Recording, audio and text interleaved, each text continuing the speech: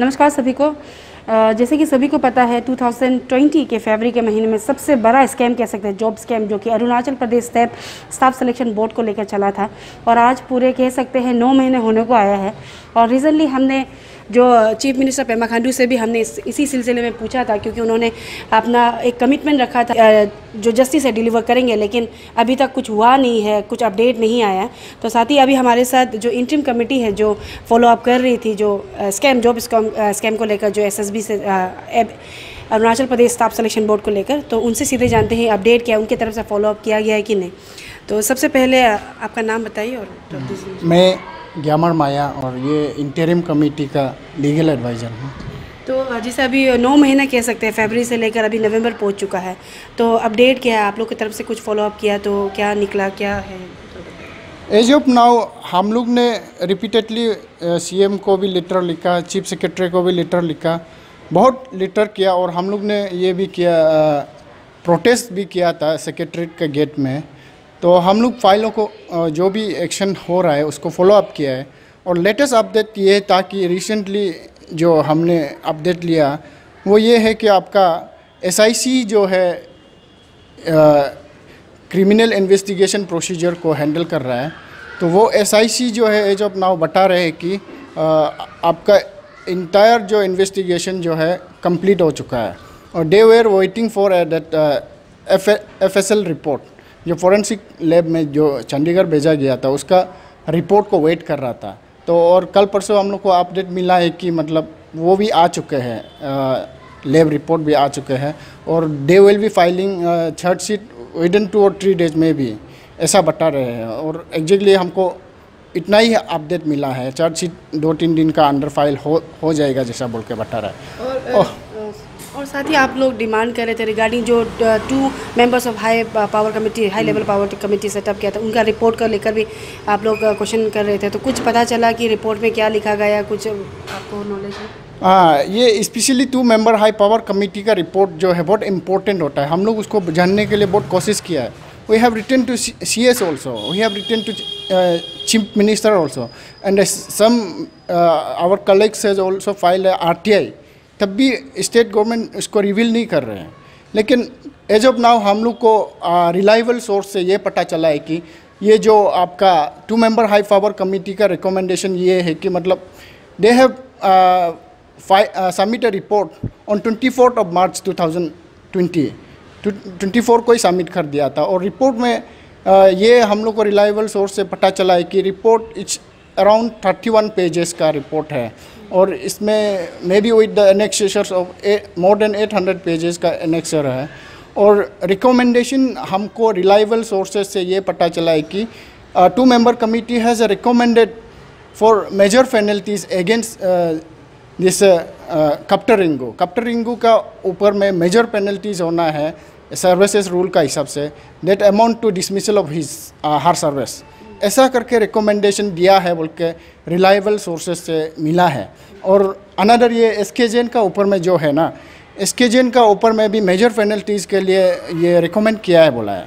तो उसमें ये लिखा गया है, हमने सुनने को आया है कि he should be given compulsory retirement major penalties का रूप में, उसको ऑल इंडिया सर्विसेज रूल का अंडर में उसको मेजर पेनल्टीज़ दे के उसको कंपलसरी रिटायरमेंट दे देना चाहिए बोल के ऐसा रिकमेंडेशन किया है बोला है। पर हमने तो कुछ मालूम नहीं है, लेकिन रिलायबल सोर्स से है ये पता चला। और साथ ही आप लोग का और एक डिमांड था कि क्रिमिनल जो प्रोसीजर वो तो होगा ही, जांच इंट्रोगेशन चलेगा ही, लेकिन इन्वेस्टिगेशन, लेकिन आप लोग ने एक बात रखी थी रिगार्डिंग डिपार्टमेंटल डिसिप्लिन कुछ होता है एडमिनिस्ट्रेटिव लेवल में, तो इसका कुछ खबर मिला आप लोग को? एडमिनिस्ट्रेटिव लेवल में जो डिपार्टमेंटल प्रोसीडिंग होते हैं इसमें आपका 2 APCS कैडर है, उनके ऊपर में ये लागू होता है सिविल सर्विसेज रूल्स। तो हमने डिपार्टमेंट ऑफ पर्सनल ट्रेनिंग में रिपीटेडली विजिट किया है और अपडेट लिया है कि दे आर टेलिंग दैट कि प्रोसीजर इज़ गोइंग ऑन। तो एज ऑफ नाउ रिसेंटली हम लोग को ये अपडेट दिया है कि जो प्रोसीजर डिसिप्लिनरी डिपार्टमेंटल प्रोसीडिंग होना चाहिए वो कर रहे हैं और ये बता रहे हैं कि जो गवर्नमेंट लेवल से अप्रूवल जो भी करना है कर लिया है और they might have issued memorandum of charge or articles of charge to that particular officers also, or maybe they are waiting for a reply. Inquiry होगा उसके बाद में ऐसा कुछ बता रहे हैं. और on the part of this SK Jain IAS cadre है, तो ये लोग they are clueless. डिपार्टमेंट बोल रहे कि पर्सनल ट्रेनिंग में भी ये बता रहे कि they are clueless. This is subject matter of union government, central government का बोला है. लेकिन हमको ये समझ में नहीं आया कि ये गवर्नमेंट जो है ये सेंट्रल गवर्नमेंट का सब्जेक्ट कैसे हो गया. तो yesterday I have been to that secretary personal को हमने ये बोला है कि नहीं ये आप लोग you department is going on this wrong direction, technically wrong direction में आप लोग जा रहा है. आप लोग बोल रहे हैं कि ये सेंट्रल गवर्नमेंट का ये competent authority is only the central government, ऐसे बोल रहे हैं. वो गलत है. सेंट्रल गवर्नमेंट नहीं है, state government is the competent enough to take initiate a departmental proceeding against this IAS officer. तो rule is clear. All India services rule, all India services आपका ये होता है कि जो IAS कैडर लोग को ये गवर्न करता है ये कि all India services discipline and appeal rules 1969. ये रूल का आपका रूल 7 में देखिए, रूल 7 का सब रूल 1 क्लोज बी में देखिए, इसमें क्लियरली लिखा है कि while he was serving in the connection with the affairs of the state or is deputed or for services under any company, association or a body of the individuals, whether incorporated or not, which is wholly or substantially owned or controlled by the government of a state or a local authority set up by the act of the legislature of that state, the government of that state is competent enough to institute a proceeding against those officers. तो ये all India services rules का under में clear है section 7 में कि आप अगर IAS हो या जो भी कैडर हो, जब स्टेट गवर्नमेंट का अफेयर्स में है, सर्विंग कर रहा है, तो state government is competent enough to take disciplinary proceeding against them और इन पेनल्टी भी इम्पोज करने का उसका ऊपर में है, स्टेट गवर्नमेंट का कम्पिटेंट अथॉरिटी है. और एट द सेम टाइम इसमें हमने ये किया है कि I have apprise this issue to secretary personnels also, personnel and training also. इसमें ये आपको हमने to substantiate my argument I have placed in this case law. ये एक केस है, ये भी अरुणाचल का ही घटना है. एक मिस्ट्रेस पद्मा जायसवाल IAS 2003 का बैच का है. तो उसका ऊपर में एक when she was posted as a deputy commissioner of West Siang in 2007 or 8, तो उसमें एक उसका ऊपर में एक चार्जेस था लोकल कंप्लेंट का वजह से, उसका ऊपर में एक ये हुआ है एग्जैक्टली अभी का जैसा SK Jain का ऊपर जो प्रोसीडिंग बात कर रहा है ना, ऐसा हुआ है. तो उसमें क्या हुआ है कि मिनिस्ट्री ऑफ होम अफेयर्स है बोल के, कॉम्पिटेंट अथॉरिटी जो है बोल के, गवर्नमेंट ऑफ अरुणाचल ने मिनिस्ट्री ऑफ होम अफेयर्स को इंडोर्स किया.